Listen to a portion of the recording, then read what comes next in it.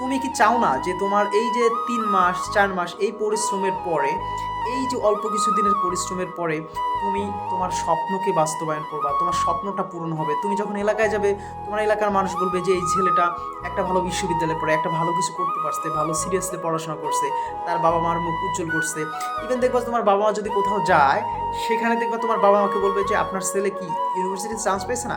আমি এটা গর্ব করার জন্য বলতেছি না, বাট এটা রিয়েলিটি যে তুমি যখন একটা ভার্সিটিতে চান্স পাবে, দেখবা যে তোমার বাবা মাও সেটা নিয়ে গর্বিত হবে, এবং তোমার বাবা মাও বলতে পারবে যে আমার ছেলে অমুক ইউনিভার্সিটি চান্স পেয়েছে, অমুক জায়গায় পড়ে। আমি বলতেছি না যে ইউনিভার্সিটি চান্স পেলে তোমার সব হয়ে যাবে, বাট তোমার স্বপ্নটা পূরণ হবে, তোমার বাবা মার স্বপ্নটা পূরণ হবে, তোমাকে নিয়ে তারা প্রাউড ফিল করবে।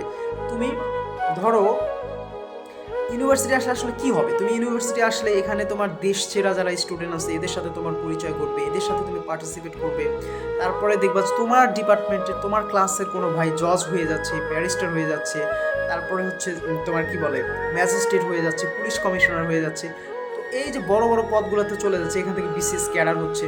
তো তুমি যখন দেখবা তোমার ক্লাসে তোমার সিনিয়র ভাই, তোমার সিনিয়র বোন ভালো ভালো জায়গায় যাচ্ছে, তোমার ভিতরেও এই স্পিরিটটা জন্ম নেবে, তোমার ভিতরেও ভালো কিছু করার একটা স্পৃহা জন্ম নেবে, যেটা তুমি অন্য অন্য স্কুলে অথবা কলেজে গেলে সেখানে পাবে না। এখন কলেজে যেটা হয়, ওখানে রেগুলার ক্লাস হয় কিনা আমি জানি না, বাট ওখানে পড়াশোনা ওইভাবেও হয় না, সরকারের বরাদ্দ কম।